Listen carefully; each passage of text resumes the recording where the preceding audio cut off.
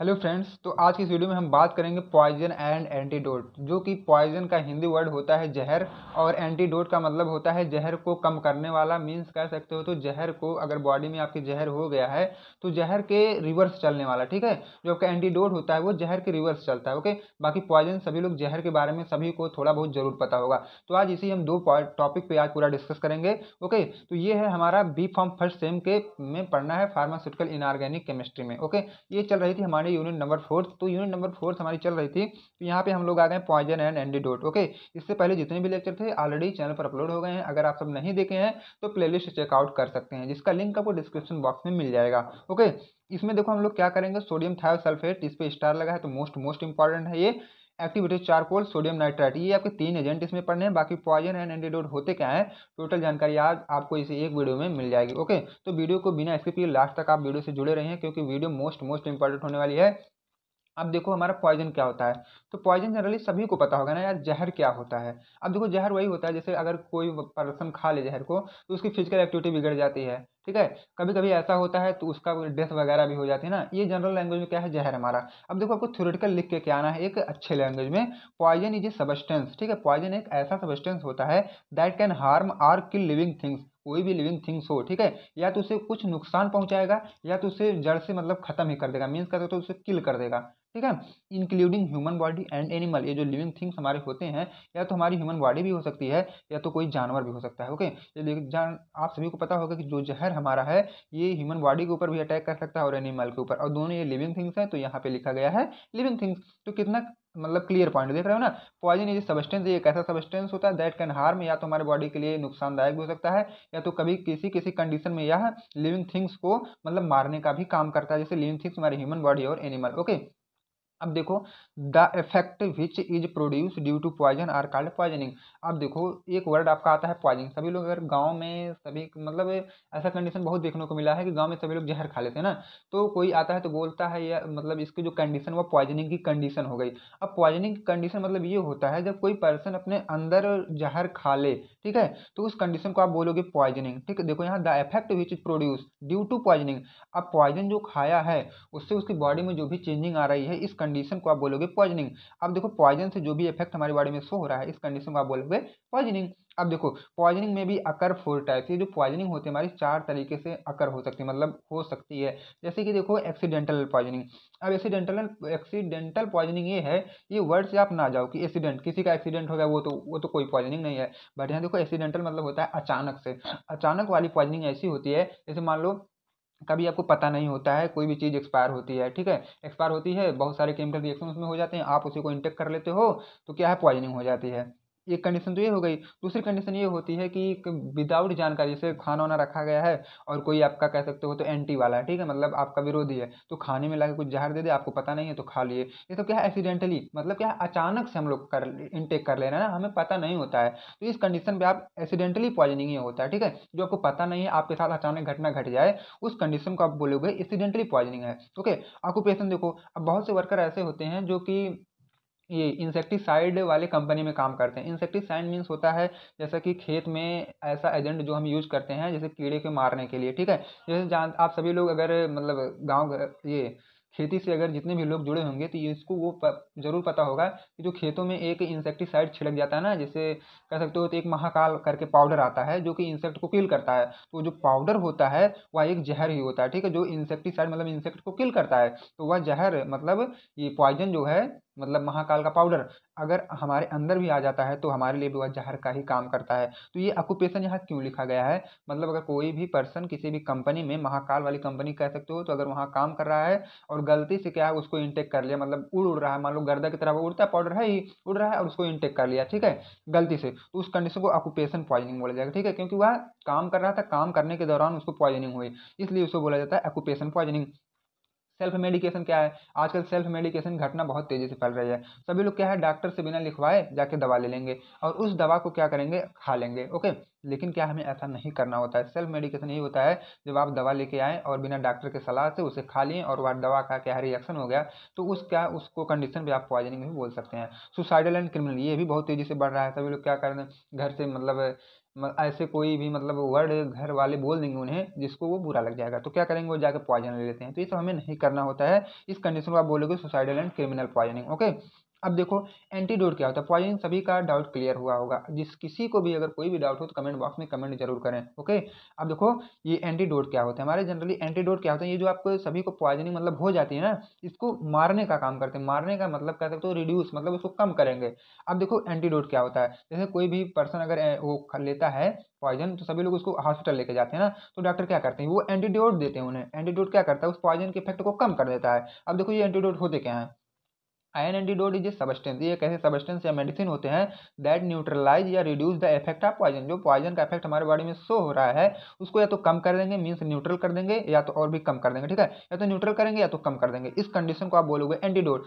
Ion antidote is a substance या medicine that neutralise or reduce the effect of poison. ऐसे substance होते हैं जो पॉइजन के इफेक्ट को कम करते हैं या तो न्यूट्रल करते हैं। इस एजेंट को हम बोलते हैं एंटीडोट। अब देखो it's mainly use in treatment of poisoning. अब जाहिर सी बात है यह क्या है, पॉइजनिंग के कंडीशन में एंटीडोट हमारा यूज किया जाता है। ओके, अब देखो यहाँ तक का सभी का डाउट क्लियर हुआ होगा। अब बात करेंगे हम एक पॉइंट अभी इसी में से और बची हुई है आपकी, these agent remove poison from body by emesis. अब जब आप यूज करते हैं एंटीडोट का, ठीक है, तो एंटीडोट हमारे बॉडी में जब जाता है तो इमेसिस की कंडीशन होने लगती है, मतलब एमेटिक्स की कंडीशन होने लगती है कि कह सकते हो। तो हमारे बॉडी का जो मतलब पल्टी होने लगती है ना, तो जो पल्टी होने लगती है, जो अंदर हमारे प्रेजेंट होते हैं पॉइजन वो बाहर निकल जाते हैं पल्टी के थ्रू। आप लोग एमेटिक्स वाली वीडियो जरूर देखे होंगे, उसमें क्या है इमेसिस के बारे में पूरी मैकेनिज्म मैं बता दिया हूँ। ओके, वहाँ से आप लोग देख सकते हैं इमेसिस या एमेटिक्स होते क्या हैं। अब देखो क्लासिफिकेशन ऑफ एंटीडोट, ये जो आप एंटीडोट पढ़े हो वो उसकी क्लासिफिकेशन में देख लो। यह बेसिकली तीन टाइप से किया गया, एक केमिकल होता है, एक फिजियोलॉजिकल होता है, एक मैकेनिकल होता है। तो केमिकल एंटीडोट हमारे वो होते हैं these agent which are use to change chemical nature of poison is called chemical antidote. अब देखो ये हम लोग पढ़ रहे हैं एंटीडोट। एंटीडोट मतलब क्या है, पॉइजन के इफेक्ट को कम करता है। तो ये ऐसे जब हम केमिकल एंटीडोट का यूज करेंगे तो ये केमिकल एंटीडोट क्या करेगा, जो आप पॉइजन लिए हो ना उसका केमिकल नेचर को ही चेंज कर देगा। जब केमिकल नेचर चेंज हो जाएगा तो वो जो पॉइजन होता है हमारी बॉडी में इफेक्ट नहीं शो कर पाता है। जिसका एग्जाम्पल है सोडियम थायोसल्फेट, ये आपका एक केमिकल एंटीडोट है। ठीक है, जब कोई भी मतलब पॉइजनिंग कर ले तो आप उसको एंटी सोडियम थायोसल्फेट दोगे ना, तो वो क्या है पॉइजनिंग का इफेक्ट जो है धीरे धीरे कम हो जाएगा। ये देखो सोडियम थायोसल्फेट जनरली क्या करता है, ये हम यूज करते हैं साइनाइड पॉइजनिंग में। अब देखो साइनाइड की जब पॉइजनिंग हो जाती है तो हम सोडियम थायोसल्फेट का यूज करते हैं। ये जो सोडियम थायोसल्फेट है convert cyanide into thiocyanate which is non toxic. जो साइनाइड की पॉइजनिंग हुई है, मीन साइनाइड की जो पॉइजनिंग हुई है, ये क्या करता है सोडियम थायोसल्फेट हमारा साइनाइड को थायोसाइनेट में कन्वर्ट कर देता है। ये जो थायोसाइनेट होता है वो हमारे लिए नॉन टॉक्सिक होता है, मतलब जहरीला ये नहीं होता है। तो क्या है सोडियम थायोसल्फेट तुरंत आप दो, ये जो साइनाइड है उसको कन्वर्ट करके थायोसाइनेट में करेगा, तुरंत क्या है पॉइजन के इफेक्ट को कम कर देता है। ओके, अब देखो फिजियोलॉजिकल एंटीडोट क्या होता है, it is act by produce opposite effect of poison. जाहिर सी बात है फिजियोलॉजिकल में होता है जो आप पॉइजन खाए उसका रिवर्स काम करने लगेगा, मीन्स क्या है उल्टा। ठीक है, physiological action to neutralise poison, ठीक है, तुरंत न्यूट्रल कर देगा, जो आप पॉइजन लिए उसको तुरंत न्यूट्रल कर देगा। उसके बाद मैकेनिकल एंटीडोट हमारा क्या होता है, these antidote, okay, these antidote prevent the poison from getting absorbed into the body। अब देखो ये हमारा क्या करता है, जो भी सभी को पॉइजन जो बॉडी में एब्जॉर्ब हो जाती है, these antidotes, ठीक है, prevent the poison from getting absorbed into the body। जो भी मतलब मान लो कोई पर्सन अगर खा लिया पॉइजन, अब ये वाले मैकेनिकल एंटीडोट में क्या होगा, ऐसा एजेंट का हम यूज करेंगे कि अब तो खा तो लिए बट जो पॉइजन वो बॉडी में एब्जॉर्ब ना हो। ठीक है, ऐसा एजेंट यहाँ पे यूज किया, जैसे कि क्या है एक्टिवेटेड चारकोल। ये क्या करेगा, या तो इंक्रीज आउटफ्लो ऑफ यूरिन, या तो यूरिन के इंक्रीज को बढ़ा देगा, मतलब क्या आपको वास्ट प्रोडक्ट जो यूरिन निकलता है बॉडी से उसके या तो मतलब आउटफ्लो को बढ़ा देगा, या तो इमिसिस मतलब उल्टे करवा देगा। ठीक है, तो क्या हमारे जो पेट में जहर प्रेजेंट है उसको क्या बाहर आ सकती है, या तो और यूरिन के थ्रू क्या है एक्सक्रिएशन उसका हो जाएगा जल्दी से। ओके, यहाँ तक का आपका डाउट क्लियर होगा। अब इसके हम एजेंट के बारे में बात करेंगे। एजेंट मतलब कौन कौन से दवा का आप यूज कर सकते हो एंटीडोट के तौर पे, जैसा कि सोडियम थायोसल्फेट फर्स्ट नंबर पे है, एक्टिवेटेड चारकोल, सोडियम नाइट्राइट। ठीक है, इस पे लगा आपका स्टार, तो आपको सभी को पता होगा कि कितना इंपॉर्टेंट है हमारे लिए है। सोडियम थायोसल्फेट के बारे में हम यहाँ फ्रेंड थोड़ी सी गलती हो गई, यहाँ रहेगा एल। ओके, मॉलिकुलर फार्मूला इसका क्या है, Na2H2O3 × 5H2O, जिसका मॉलिकुलर वेट होता है 248.18 ग्राम पर मोल। ओके, अब देखो ये मॉलिकुलर फार्मूला मॉलिकुलर वेट आप सभी का क्लियर हुआ। अब देखो इसके प्रिपरेशन मीन्स ये बनता कैसे है, या भी हमें जानना बहुत ही जरूरी होता है। इसमें सबसे पहले हम क्या करेंगे, it can be prepared by treating sodium sulphide solution. Sodium sulphide solution with boiled powder sulphur. अब जो सल्फर है ना, इसको पानी में डाल के इसको बॉयल करेंगे और उसी में क्या करेंगे हम लोग, ये वाला सोडियम सल्फाइड सोल्यूशन का भी रिएक्शन करवा देंगे। ओके, जब ये दोनों की रिएक्शन होती है तो हमारा सोडियम थायोसल्फेट इजी वे में बन जाता है। मीन्स सोडियम सल्फाइड और सल्फर दोनों का रिएक्शन जब होता है तो सोडियम थायोसल्फेट हमारा निकल के आ जाता है। अब देखो, it can also be prepared by, ये तो पहला मेथड था, और ये दूसरे मेथड से आप इसे बना भी सकते हो। It can also be prepared by passing sulphur dioxide into sodium sulphide solution.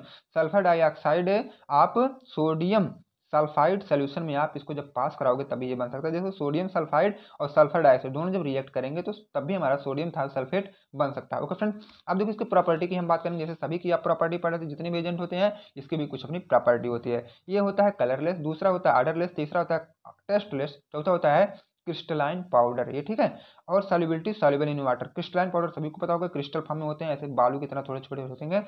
इसके बाद देखो हम बात करेंगे इसके ऐसे की। ओके, ऐसे भी जिसपे स्टार लगा होता है, ऐसे पढ़ना बहुत ही इंपॉर्टेंट हो जाता है। इसका ऐसे सबसे पहले आप ये जानो कि इसका जो ऐसे होता है वो बेस्ड है आयोडोमेट्रिक टाइट्रेशन पे। आयोडोमेट्रिक टाइट्रेशन आप लोग एनालिसिस में जरूर पढ़े होंगे। अगर आप नहीं भी पढ़े हैं तो प्लेलिस्ट चेकआउट करो, वहाँ पे एनालिसिस की प्लेलिस्ट पड़ी हुई है डिस्क्रिप्शन बॉक्स में। ओके, वहाँ से आप आयोडोमेट्रिक वाली वीडियो जरूर देख लीजिएगा। अब देखो ये आयोडोमेट्रिक टाइट्रेशन पूरा बेस्ड है। इसका प्रोसीजर क्या होता है, 0.8 ग्राम of sodium thiosulphate plus 30 ml of water.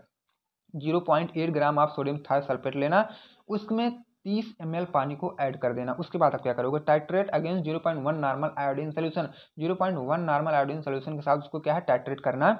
Add starch indicator, starch indicator का यूज करके। ओके, एंड पॉइंट उसके बाद आपको डिटेक्ट हो जाएगी। तो आपका प्रोसीजर ऐसे ही करना है। उसके बाद क्या है, equivalent factor each ml of 0.1 normal of iodine equal to कितना होगा, 0.02482 gram of sodium thiosulphate. Okay, ये तो आपका एक था ये टाइट्रेशन। ओके, अब इसके बाद हम इसकी यूज की बात करेंगे, मेडिसिनल यूज इसका क्या होता है। सबसे पहला यूज तो क्या है, एंटीडोट में है। क्योंकि हम लोग इसको पढ़ रहे हैं एंटीडोट के तौर पर, तो हमें क्या है एंटीडोट में लिख देना है। और बेसिकली इसका यूज होता है साइनाइड पॉइजन। जब कोई साइनाइड की पॉइजन कर ले, पॉइजनिंग हो जाती है, तो हम एंटीडोट में यूज करते हैं अपना सोडियम थायोसल्फेट। तुरंत क्या है, ये कन्वर्ट करके साइनाइड की पॉइजनिंग को कम कर देता है। Okay, it is also use to treat fungal infection. और देखो, फंगल इन्फेक्शन के ट्रीटमेंट में भी हम यूज कर सकते हैं।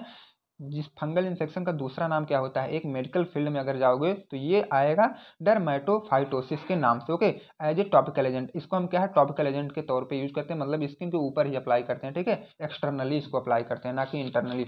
अब देखो इसके बाद हम एक्टिवेटेड चारकोल की बात करेंगे। हमारा एक्टिवेटेड चारकोल बेसिकली क्या होता है, इसकी प्रिपरेशन हम लोग दो तरीके से करते हैं, एक कार्बोनाइजेशन, एक एक्टिवेशन। पहले कार्बोनाइजेशन करेंगे, उसके बाद एक्टिवेशन करेंगे। ठीक है, it is prepared by carbon which produce from wood coal and coconut husk. देखो ये जो होता है ना एक्टिवेटेड चारकोल, इसे हम कार्बन से बनाते हैं, और वह मिलता कहाँ से आपको है, या तो लकड़ी के कोयले से या तो कोकोनट के हस्क से। ओके, अब देखो all these product pass into 2 step. अब ये जो आप लिए वुड की कोल, ठीक है, या तो कोकोनट हस्क, इसको 2 स्टेप में आप क्या है पास कराओगे, तब जाके हमारा ये एक्टिवेटेड चारकोल बनेगा। सबसे पहले इसका हम कार्बोनाइजेशन करेंगे, पहला स्टेप तो यही हो जाता है।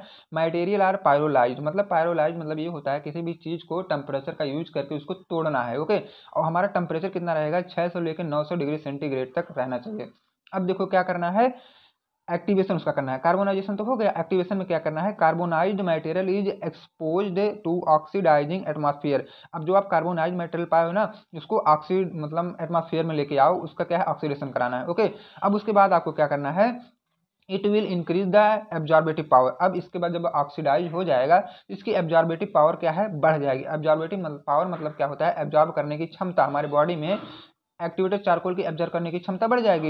And surface area of raw material, और सरफेस एरिया जो रॉ मटेरियल का सरफेस एरिया है वो अभी थोड़ा सा बढ़ जाता है। ओके, अब इसकी प्रॉपर्टी की हम बात करेंगे। इसका जो कलर होता है वो ब्लैक होता है, ऑर्डर जो होता है ऑर्डरलेस होता है, बाकी टेस्ट जो होता है वह टेस्टलेस होता है। स्टेट मतलब किस स्टेट में ये पाए जाते हैं, फाइन स्मूथ पाउडर, मतलब बहुत ही स्मूथ तरह के ये पाउडर होते हैं। इसकी सॉल्युबिलिटी अगर देखोगे तो पानी में ये इनसॉल्युबल होते हैं, और जितने भी ऑर्गेनिक सॉल्वेंट होते हैं उसमें क्या है सॉल्युबल होते हैं। ओके, अब इसके यूज की मतलब मेडिसिनल यूज इसका क्या होता है ये भी देख लो। इसका यूज हम बेसिकली करते हैं गैस्ट्रो इंटेस्टाइनल एजेंट में। अगर गैस्ट्रो इंटेस्टाइनल एजेंट वाली वीडियो आप सब देखे हैं तो इसका यूज एक्टिवेटेड चारकोल का मैं वहां भी लिखवाया हूँ, यूज एज ए एब्जॉर्बेंट। ठीक है, इसका यूज हम लोग एब्जॉर्बेंट के तौर पे करते हैं गैस्ट्रो इंटेस्टाइनल एजेंट में। Okay, it is use as the antidote in the overdose. अब जब किसी को क्या है मतलब पॉइजन की ज़्यादा मतलब हो जाती है, पॉइजनिंग कर लेते हैं, तभी हम इसका एंटीडोट के तौर पर यूज करते हैं। और देखो यहाँ एक वर्ड आया हिप्नोटिक। हिप्नोटिक वर्ड मीन्स ये होता है जैसे कोई मतलब किसी पर्सन बहुत एक्टिव है, ठीक है, उसको रिलैक्स करो, किसी को नींद नहीं आती है तो उस कंडीशन को हम लोग बोलते हैं हिप्नोटिक, जो कि आपको 5th सेम में बहुत ही डीप में पढ़ना होता है हिप्नोटिक्स। ओके, जब आप 5th सेम में जाएंगे हिप्नोटिक का पूरा हिस्ट्री ही आपको पढ़ना है। It is also use in treatment of cyanide poisoning. अब इसका यूज हम करते हैं किसमें, साइनाइड पॉइजनिंग जब किसी को हो जाती है उसका ट्रीटमेंट में भी हम इसका यूज करते हैं। तो फ्रेंड्स, तो ये हमारा जो है पॉइजन और एंटीडोट का टोटल कॉन्सेप्ट आज का क्लियर हुआ। अगर आप चैनल पर नए हो तो प्लीज़ चैनल को सब्सक्राइब भी कर दें ताकि नेक्स्ट वीडियो का इन्फॉर्मेशन सबसे पहले आप तक पहुंचे। इसके बाद हम लेके आएंगे एस्ट्रिंजेंट। ओके, तब तक के लिए thank you friends, bye bye, take care, मिलते हैं अगले वीडियो में।